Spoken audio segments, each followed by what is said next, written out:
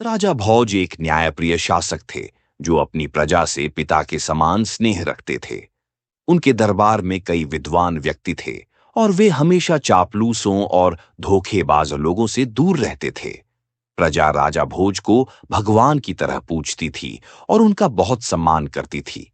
अपनी प्रजा की कठिनाइयों को समझने के लिए वह अक्सर रात में भेष बदलकर उनके घर जाते थे ताकि वह उनके सुख दुख को जान सकें। एक रात एक गरीब ब्राह्मण की झोपड़ी के पास से गुजरते हुए उन्होंने ब्राह्मण और उसकी पत्नी को देखा। उनके साधारण घर के अंदर एक छोटा सा दीपक जला हुआ था और ब्राह्मण अपनी पत्नी से अपने बुढ़ापे और कमजोरी के बारे में विलाप कर रहा था।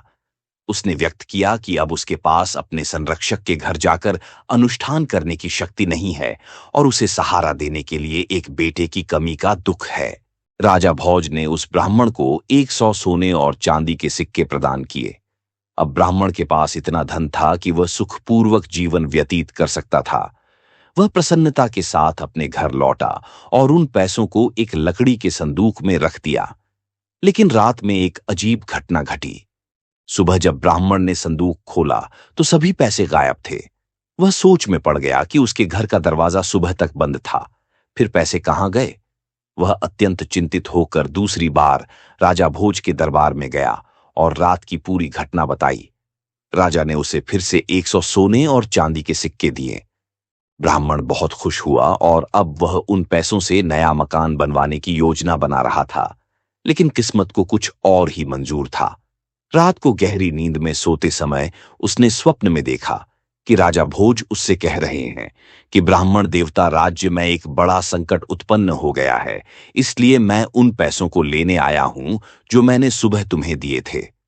ब्राह्मण ने खुशी खुशी वह पैसे राजा को लौटा दिए। जब सुबह हुई तो ब्राह्मण ने देखा कि संदूक से वह पैसे फिर से गायब थे। ब्राह्मण को समझ में नहीं आ रहा था कि स्वप्न में लौटाए गए पैसे वास्तव में कैसे गायब हो गए। वह गरीब ब्राह्मण सुबह राजा भोज के दरबार में फिर से पहुंचा और रात की पूरी घटना राजा के सामने प्रस्तुत की। राजा गहरे आश्चर्य में पड़ गया और चकित रह गया। राजा ने अपने कोषाध्यक्ष को आदेश दिया कि ब्राह्मण को 100 सोने और चांदी के सिक्के पुनः दिए जाएं। राजा की आज्ञा का पालन किया गया और ब्राह्मण खुशी खुशी अपने घर लौट गया। लेकिन राजा भोज ने निश्चय किया कि वह आज रात स्वयं ब्राह्मण की कुटिया के पास जाकर सब कुछ अपनी आंखों से देखेगा। रात में जब राजा ब्राह्मण की कुटिया के पास पहुंचा तो तीसरे पहर की घटना देखकर वह हैरान रह गया। देखा कि एक व्यक्ति जो उसकी हूबहू शक्ल का था ब्राह्मण की कुटिया में जाकर रुपये वापस मांग रहा है। राजा भोज ने यह दृश्य देखा तो वह चुप नहीं रह सके। वह उस व्यक्ति के पास पहुंचे और बोले, महाशय, आप कौन हैं जो इस गरीब ब्राह्मण को परेशान कर रहे हैं? आप राजा नहीं हैं, राजा तो मैं हूं। आप इस तरह से क्यों इस ब्राह्मण को दुखी कर रहे हैं और मुझे बदनाम कर रहे हैं? उस व्यक्ति ने राजा से कहा, राजन, आप नहीं जानते कि यह निर्धन ब्राह्मण अपने पूर्व कर्मों का फल भोग रहा है। इस ब्राह्मण के रुपये या तो खो जाएंगे या इसका बना बनाया मकान ढह जाएगा। ये इन पैसों का सही उपयोग नहीं कर पाएगा क्योंकि सुख इसके भाग्य में नहीं है। राजन, हर व्यक्ति को उसके पूर्व कर्मों का फल अवश्य मिलता है। इस ब्राह्मण की दरिद्रता इसके पूर्व के कर्मों के परिणाम स्वरूप है। राजा भोज ने कहा, इसमें कोई संदेह नहीं है महाराज, लेकिन मैं आपसे निवेदन करता हूं कि इसे कोई दंड न दिया जाए। इसकी करने का दंड मैं स्वयं भुगतने के लिए तैयार हूं। राजा ने बहुत विनम्रता से अनुरोध किया। तब राजा का वह प्रतिरूप कहने लगा, राजन, होनी का दंड सभी को भोगना पड़ता है। मनुष्य अपने कर्मों और भाग्य का दास होता है। तुम्हें भी अपने पूर्व के कर्मों का फल भोगना होगा, इससे कोई नहीं बच सकता। इस संसार में सभी को प्रकृति से संघर्ष करना पड़ता है। यही प्रकृति सभी को अच्छे और बुरे अवसर प्रदान करती है। कर्मों का खेल अत्यंत अद्भुत है। यह कहकर वह राजा का प्रतिरूप अदृश्य हो गया। एक दिन राजा अपने सबसे तेज और शक्तिशाली घोड़े पर सवार होकर जंगल में शिकार के लिए निकला। राजा के साथ कुछ सिपाही भी थे। दिन भर शिकार की खोज करते करते वे अपने राज्य की सीमा तक पहुंच गए, जबकि राजा के सिपाही पीछे रह गए। राजा के सैनिक पीछे रह गए। तभी उस घोड़े ने एक ऊंची पहाड़ी से कूदकर छलांग लगा दी। राजा भोज घोड़े से गिरकर बेहोश हो गए और उनका मुकुट भी गिर गया। जब राजा भोज को होश आया तो उन्होंने पाया कि वह पड़ोसी राजा के सैनिकों के हाथ में है। सैनिकों ने उनसे पूछा कि तुम कौन हो और यहां कैसे आए। राजा की जुबान थम गई। राजा ने कोई प्रतिक्रिया नहीं दी, जिसके परिणाम स्वरूप सिपाहियों ने उसे शत्रु समझकर मारा पीटा और घायल अवस्था में नगर के बाहर एक सुनसान स्थान पर फेंक दिया। उसी समय गंगू तेली, जो उस राज्य का निवासी था, वहां से गुजर रहा था। उसकी नजर घायल राजा पर पड़ी और उसने राजा को उठाकर अपने घर ले जाने का निर्णय लिया। यह राजा के दुर्भाग्य का परिणाम था कि वह गंगू तेली के घर पहुंचा। गंगू तेली ने राजा की चिकित्सा की और उसे स्वस्थ कर दिया। जब राजा को होश आया तो उसने अपने उद्धारक को देखा, लेकिन वह अब बेजुबान हो चुका था। गंगू तेली ने तुरंत समझ लिया कि वह कोई उच्च वर्ग का व्यक्ति है, जिसे उसके भाग्य के कारण शत्रु समझकर पीटा गया। कुछ दिनों बाद राजा भोज पूरी तरह से स्वस्थ हो गए, लेकिन वह जानते थे कि यदि राज्य का राजा उनकी सच्चाई जान जाएगा तो वह उन्हें शत्रु मानकर कैद कर देगा। इसलिए राजा ने चुप रहने का निर्णय लिया। गंगू तेली ने राजा को कोलू चलाने का कार्य सौंपा। गंगू तेली ने राजा की विशाल कंधों, चौड़ी छाती और चमकते हुए मस्तक को देखकर यह निष्कर्ष निकाला कि वह कोई साधारण व्यक्ति नहीं है। राजा भोज को अपने जीवनदाता के प्रति कृतज्ञता व्यक्त करनी थी, इसलिए पूर्ण स्वास्थ्य में भी राजा ने अपना रहस्य प्रकट नहीं किया। एक दिन राजा स्वभाव से कोई गीत गुनगुनाने लगे, जिसे सुनकर वहां तेल के लिए आए ग्रामीण मंत्रमुग्ध हो गए। राजा की मधुर आवाज ने सभी के दिलों को छू लिया। जब भी राजा गाता, गंगू तेली और अन्य लोग उस गीत का आनंद लेते। उस देश का राजा संगीत का बड़ा प्रेमी था और उसकी राजकुमारी भी संगीत की शिक्षा ले रही थी। राज्य के राजा के दरबार में गायन और नृत्य का आयोजन नियमित रूप से होता था और गायक कलाकारों को उनके प्रदर्शन के लिए उचित पुरस्कार भी प्रदान किए जाते थे।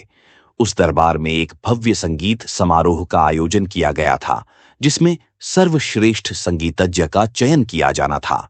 किसी प्रकार गंगू तेली ने अपने दास राजा भोज को तैयार किया और निर्धारित समय पर राजा भोज अपने स्वामी गंगू तेली के साथ दरबार में पहुंचे। राजा भोज साधारण वस्त्रों में थे, लेकिन उनके व्यक्तित्व से एक अद्वितीय आभा निकल रही थी। दरबार में चारों ओर खुशी और उत्साह का माहौल था।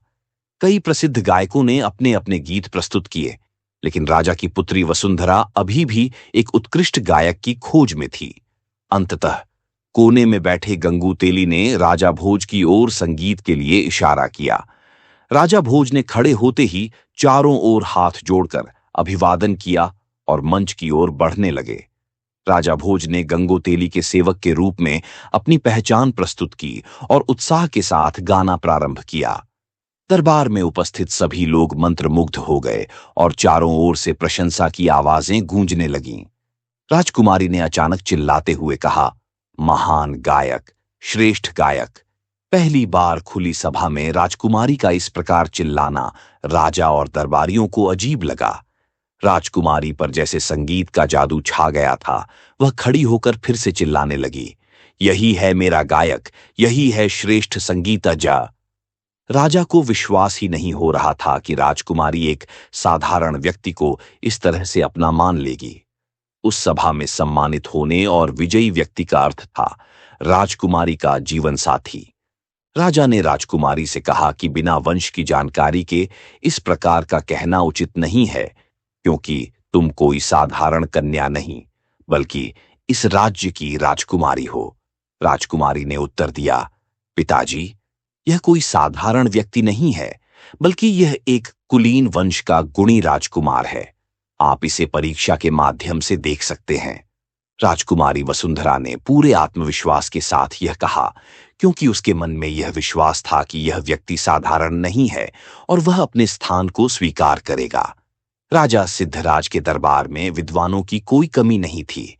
वहां 4 प्रमुख विद्वान धर्मदेव, कर्मदेव, तपदेव और पुण्यदेव उपस्थित थे। राजा ने दरबारियों को संबोधित करते हुए कहा कि विद्वानों, हम इस युवक का परिचय उसके गुणों के माध्यम से प्राप्त करेंगे। हमारे 4 विद्वान ही उस उत्कृष्ट गायक का चयन करेंगे जिसे वसुंधरा स्वीकार कर सकेगी। हम स्वयं इन 4 विद्वानों से उस युवक के बारे में प्रश्न करेंगे। सबसे पहले सिद्धराज ने विद्वान धर्मदेव से पूछा कि धर्मदेव, इस आर्यावर्त में सबसे अधिक धार्मिक युवक राजकुमार कौन है? धर्मदेव ने कहा, महाराज, आप स्वयं बुद्धि के सागर हैं, लेकिन मेरे अनुसार इस देश के संदर्भ में धरा नगरी के राजकुमार राजा भोज हैं। उन्होंने अनेक धार्मिक कार्य किए हैं और संपूर्ण प्रजा उन्हें देवता के समान मानती है। राजा सिद्धराज ने अगला प्रश्न तपदेव से पूछा कि वे बताएं कि इस धरती पर किस युवक को तपस्वी माना जाता है। तपदेव ने उत्तर दिया कि महाराज, राजा भोज ही ऐसे वीर हैं जिन्होंने कई युद्धों में जीवन और मृत्यु के बीच संघर्ष करते हुए विजय प्राप्त की है। ऐसे वीर को मृत्यु भी सरलता से नहीं छोड़ सकती। राजा सिद्धराज ने तीसरा प्रश्न कर्मदेव से किया कि वे बताएं कि इस धरती पर किस युवक के कर्म अच्छे हैं। कर्मदेव ने कहा, महाराज, जहां तक मेरा ज्ञान है, राजा भोज के कार्य अत्यंत प्रशंसनीय हैं। राजा सिद्धराज ने पुण्यदेव से अंतिम प्रश्न पूछा कि कृपया बताएं, ऐसा कौन सा पुण्यात्मा युवक है जो हमारी सभा में आकर हमारी राजकुमारी का पाणी ग्रहण कर सके। महाराज, इस धरती पर राजा भोज ही एकमात्र ऐसे पुण्यात्मा हैं जिनकी पुण्य की कहानियां अनेक और महान हैं। पुण्यदेव ने यह स्पष्ट किया। अब दरबार में एक गहरा सन्नाटा छा गया, यह सोचते हुए कि अब इस युवक का क्या होगा। लेकिन वह युवक पूरी तरह से शांत और गंभीर खड़ा था। राजा ने उस युवक से पूछा कि तुम निश्चित रूप से एक अच्छे कलाकार हो, लेकिन क्या तुमने हमारे सभासदों का निर्णय सुन लिया है? हमारी बेटी ने अचानक दरबार में यह अभद्रता क्यों की? हमारी पुत्री केवल राजकुमार भोज के लिए ही उपयुक्त है, ऐसा हमारे विद्वानों का मत है। उनके अनुसार राजा भोज में 4 गुण धर्म, कर्म, तप और पुण्य विद्यमान हैं। उस युवक ने उत्तर दिया, नहीं महाराज, कृपया हमारी दृष्टि को क्षमा करें। भोज के गुणों से भी एक बड़ी शक्ति है जो महान व्यक्तियों को भी अपने प्रभाव में ले लेती है। राजा सिद्धराज ने क्रोधित होकर कहा, क्या तुम हमारे विद्वानों का अपमान कर रहे हो? क्या धर्म, कर्म, तप और पुण्य से भी कोई बड़ी शक्ति हो सकती है? युवक ने उत्तर दिया, महाराज, दंड तो बुरे कर्मों के लिए मिलता है, सत्य बोलने पर नहीं। सत्य बोलने पर तो पुरस्कार मिलता है। युवक की बात सुनकर सभा में हंसी की गूंज उठी। इसका क्या अर्थ है? राजा सिद्धराज ने कहा कि युवक को किस प्रकार का इनाम चाहिए। युवक ने उत्तर दिया, महाराज, धर्म, कर्म, तप और पुण्य से भी बड़ी शक्ति होती है जो होनी या भाग्य से जुड़ी होती है। राजा भोज ने कहा, इन सभी गुणों के बावजूद तुम अभी भी कठिनाइयों का सामना कर रहे हो। युवक ने उत्तर दिया, परंतु होनी अत्यंत प्रबल होती है और इसे कोई टाल नहीं सकता। राजा सिद्धराज ने पूछा, क्या तुम ही राजकुमार भोज हो? युवक ने कहा, जी हां महाराज, मैं ही राजा भोज हूं। यह सब होनी का खेल है जो मुझे आज आपके समक्ष लाया है। भोज ने ब्राह्मण और शिकार की घटनाओं का उल्लेख किया और कहा, महाराज, आपके सैनिकों ने मुझे मारकर फेंक दिया था, लेकिन मेरे जीवनदाता गंगुतेली ने मेरे प्राणों की रक्षा की। मैंने उन्हें अपना परिचय नहीं दिया, बल्कि उनकी दास्तान को स्वीकार किया। सभा में खुशी का माहौल बन गया और राजा भोज की जय जयकार होने लगी। इसी बीच राजकुमारी वसुंधरा ने राजा भोज के गले में जयमाला डालकर विवाह किया, जो पूरे विधि विधान से संपन्न हुआ।